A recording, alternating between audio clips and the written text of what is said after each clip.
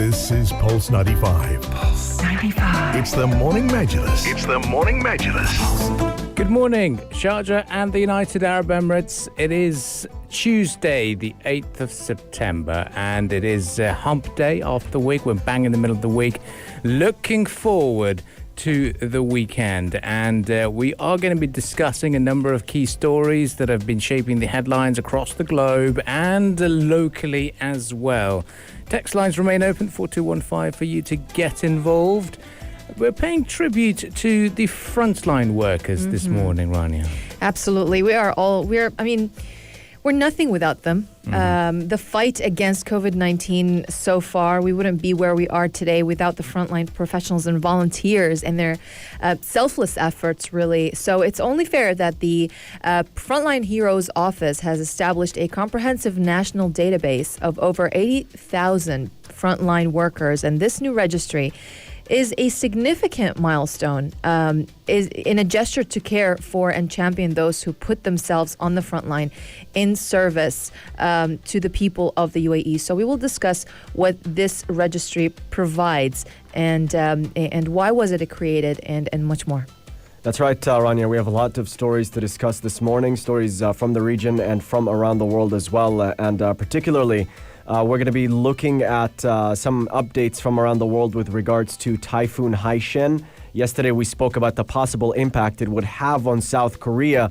So we're going to discuss that, update you on that as well. We also have updates on the Salam Beirut campaign that was enacted by Her Highness Sheikh Jawahar bint Mohammed Al Qasmi, wife of His Highness Dr. Sheikh Sultan bin Mohammed Al Qasmi, Supreme Council member and ruler of Sharjah. We'll talk about outcomes for it, what the funds were allocated for, and how this campaign has changed Beirut. So a lot of stories from around the world for today's show. Yep, lots to discuss this morning, so do get involved on the text lines 4215, how you are looking forward to the week, and from Sunday onwards, we're expecting schools in Sharjah to be going back. How busy are the roads going to be next week? Are you excited? Are you going to go back into your schedule? Let us know. Oh, it's been 2 weeks already. It's been 2 weeks Wow, already. time flies. Doesn't it? Yeah, we're in the final week of it. And lots to discuss, so do get involved. This is your Majlis, and we'll be right back after some musical entertainment to keep you informed throughout this morning. Pulse 95. Between local lines. Notes from the Emirate. Pulse. Everybody, good morning. Welcome back to the Morning Majlis. And for this segment, we'll be discussing the Startup Sharjah initiative enacted by the Sharjah Entrepreneurship Center, Shira. And it falls under the Future Changemakers initiative. So what happened was back in June 14th, they brought together high school students from across Sharjah for a 2-week boot camp where they competed and put forth their ideas for a tech-oriented startup. And we've been interviewing the winners of these grants, which amount to 10,000 dirhams, 5,000 dirhams, and 2,500 dirhams respectively, based on their position. And today we've got the third place winners. They're the team behind the Ozonator. We are joined by high school students Anira Pereira, Shrindi Gautam Sarati, and Isma Fatima. Good morning, guys. Could you talk to us about the Ozonator, what it is, and how you won your third place position? Yeah, well, good morning. Thanks for the introduction. So over 600 million people in India and even other developing countries are forced to drink the same water in which they defecate in. Like, imagine having to go about your day knowing that all the water you drink is contaminated with sewage waste, feces, and pathogen. So that's not a world anyone should call home. So we saw that was a pressing problem, right? And that wasn't being given enough attention. So we introduced the Ozonator, which is basically a filtration system that uses the ozone technology. It's powerful enough to kill all bacteria, protozoa, and virus, and it filters all possible waste present in water. So we place the Ozonator in these areas and provide clean drinking water to people who wouldn't have access to it. We have the solution to provide a steady flow of water, of sanitary water, to thousands of people who would have died had it not been for our technology. So that was the idea that we pitched. Very interesting Wow. idea that you guys put forward. So I would like to ask you guys, how did you guys come together? Were you put in groups by Shura themselves, or did you guys come from the same school and same background and said, look, this is what we need to do, and this is something that is very close to our hearts? Yeah, so initially we all started off with different ideas, but the whole beauty of the competition was that once Anira's idea got selected, since we all were from the same school, we all decided to join in because it was such a wonderful cause, and we put our heart and soul in it, and it's like our little baby. Amazing. Well, guys, can you talk to us a little bit about your background? Do you guys go to school here in Sharjah? And how did you guys collaborate and come to this conclusion to have this as a project? So all three of us, we go to the same school. We go to our own English high school, Sharjah, and we're extremely proud to be part of that school. So we work closely together on Zoom calls for hours together for the pitch itself. Since it was my idea, I had to, I had to acquaint them with the specifics of the idea, but all of them were on board the whole time. And we had like a really good time actually coming up with the idea and being together and working together for such a beautiful cause, as Isma said. Can you talk to us about what the Sharjah Entrepreneurship Center, Shira, how they helped you develop this idea from the ground up, from zero to where you got to this point? Yeah.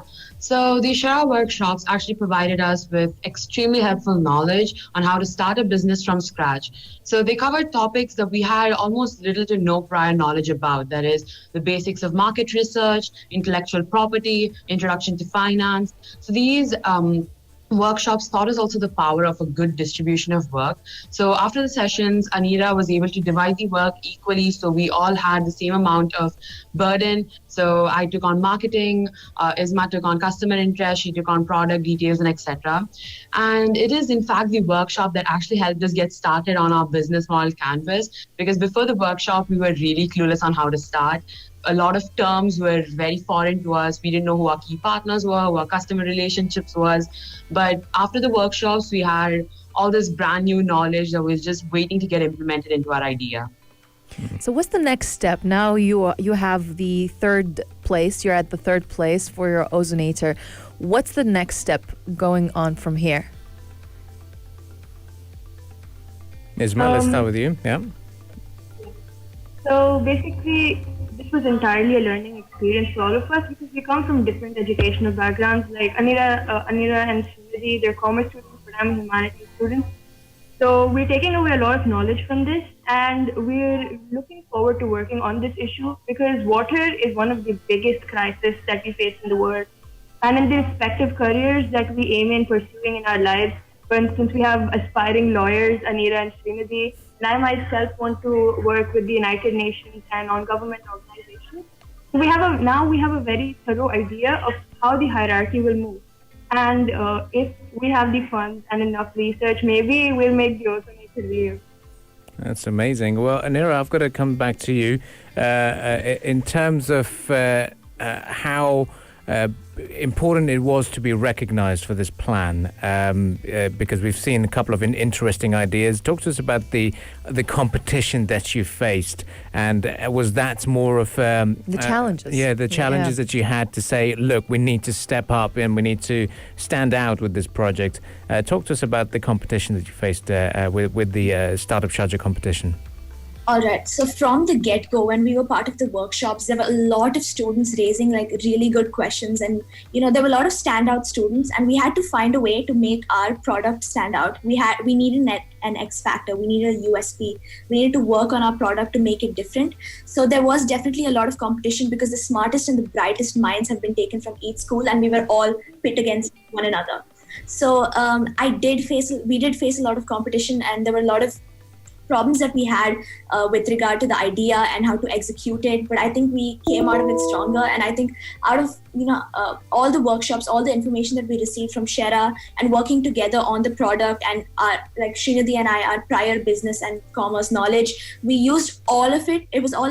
Our project was a culmination of all the knowledge that we gained in the past 5 months. So there was definitely a lot of competition, but I think we were able to maneuver through it very well.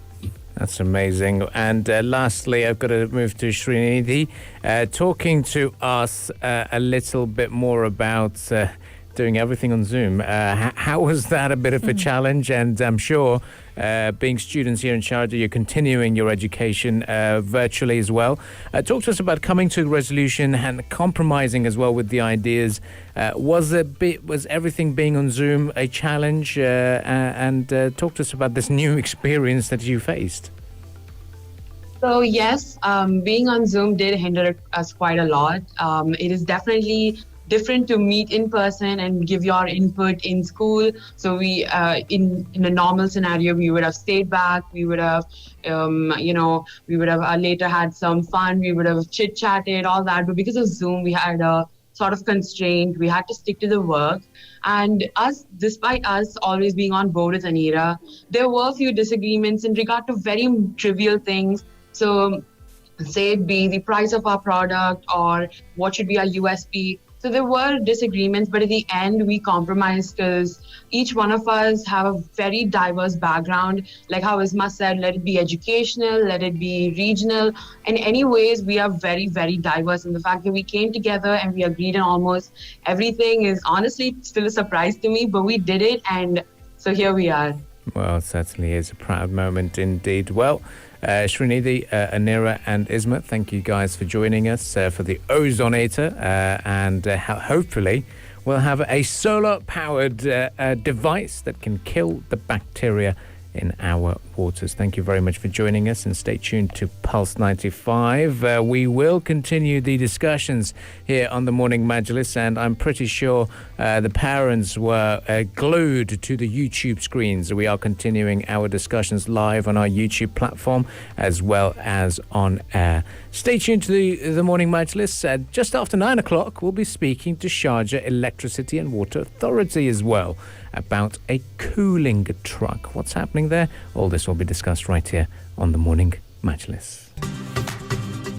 Stay fit. Stay fit. Stay fit. Sports. And speaking of sports, Newcastle United is back in the headlines. I'd like to say that they're definitely winning the they're definitely winning the Premier League next season, but they're not. They've actually recruited new frontliners. They've got England striker Callum Wilson and Scotland winger Ryan Fraser. Wilson will be joining on a 4-year deal from Bournemouth for about £20 million, while Ryan Fraser was a free agent and has signed a 5-year contract after leaving his side at the end of June, and both were Bournemouth strikers, so it is going to be very interesting to see how these players will fare with Newcastle. There were lots of bids going for them. Aston Villa were interested as well, but withdrew the bid higher than £21 million. But Newcastle will certainly be shored up, and their front line is going to be strengthened after these two join the ranks. Apart from that, big developments when it comes to the world of tennis. Yes, indeed. And we're referring here to the U.S. Open and what Serena Williams has done by advancing to the last 8 as well.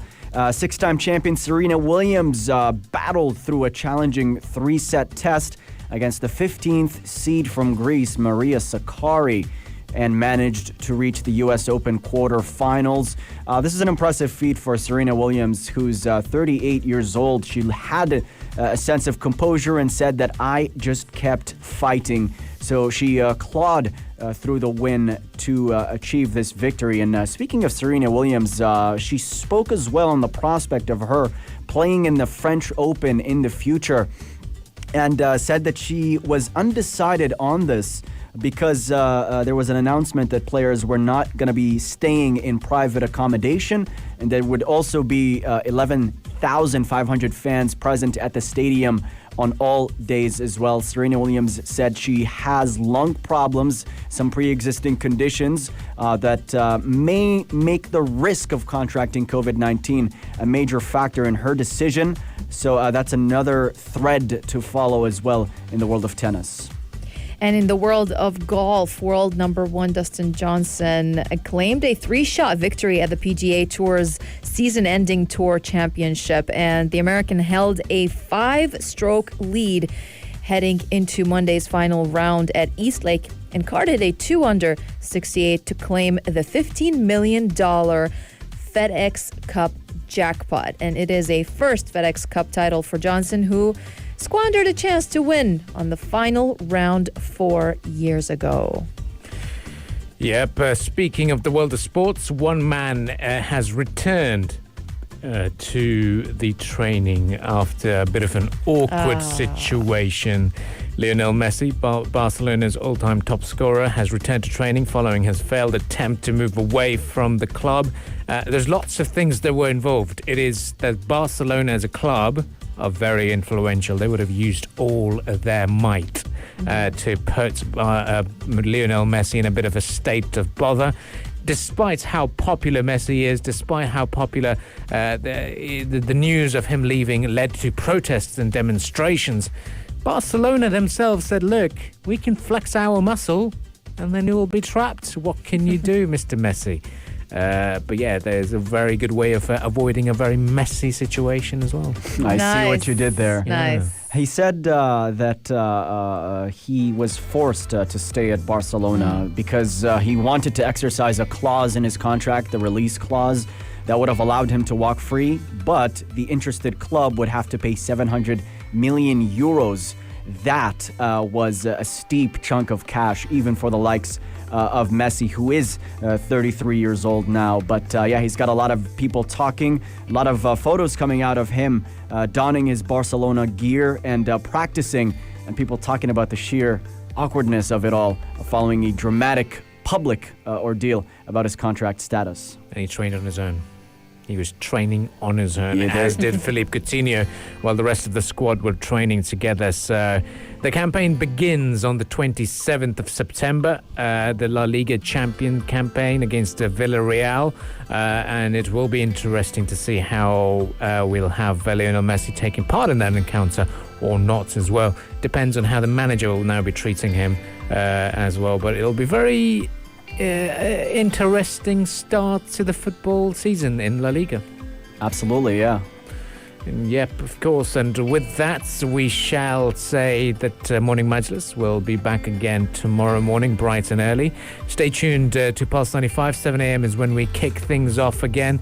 And we appreciate you tuning in and listening to us. Send us your thoughts and responses. Text lines are open 4215. We all appreciate a bit of a feedback. If you would like to catch up with the discussions, where can they catch them? You can catch our audio discussions on Apple Podcasts, Spotify, or SoundCloud by just typing in Morning Majlis. And also you can watch our episodes on YouTube if you didn't catch us live on YouTube. So just type in Pulse 95 Radio on YouTube and watch all of our episodes. Yes, and thank you all for tuning in to today's program, participating via the text lines. See you tomorrow at 7 a.m. Until then, stay safe, stay healthy, and stay tuned to Pulse 95.